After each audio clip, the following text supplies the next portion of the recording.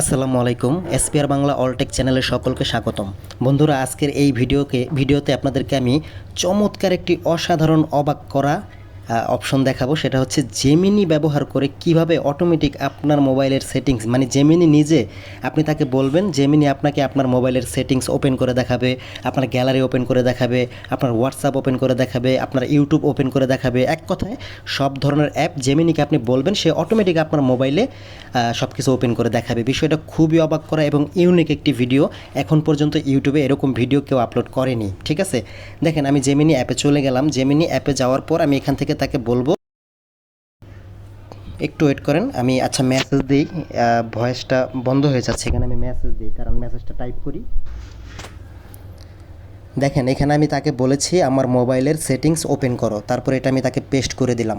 দেখবেন সে আমার মোবাইলের সেটিংস ওপেন করে ফেলবে। দেখতে পাচ্ছেন আমার মোবাইলের সেটিংস কিন্তু ওপেন করে ফেলেছে।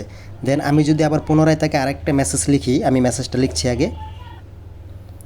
দেখতে পাচ্ছেন এখানে তাকে আমি এখন বলেছি আমার মোবাইলের গ্যালারি ওপেন করো। এখন এই মেসেজটা আমি তাকে পাঠিয়ে দেব, অটোমেটিক সে আমার মোবাইলের গ্যালারি ওপেন করে ফেলবে। দেখতে পাচ্ছেন আমার মোবাইলের কিন্তু গ্যালারি ওপেন হয়ে গেছে।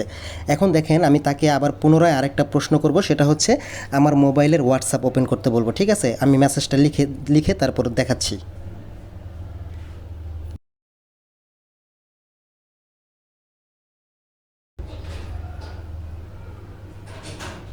দেখতে পাচ্ছেন আমি লিখেছি, এখন আমি সেন্ড করে দিলাম। এখানে দেখেন কিন্তু সে কিন্তু আমার মোবাইলের হোয়াটসঅ্যাপ ওপেন করে ফেললো।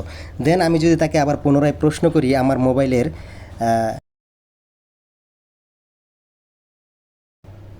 আমি সেন্ড করে দিলাম। দেখেন সে কিন্তু আমার মোবাইলের ইউটিউব ওপেন করে ফেললো। বিষয়টা কিন্তু খুবই অবাক করা। আপনাদের বন্ধুদেরকে আপনি অবাক করে ফেলতে পারবেন এক কথায়।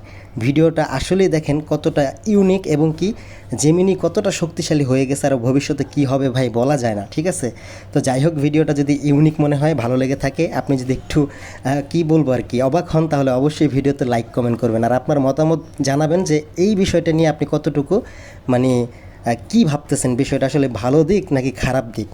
অবশ্যই এটা কমেন্টে জানাবেন। তো আজকে এই পর্যন্তই ছিল, সবাই ভালো থাকবেন। আসসালামু আলাইকুম।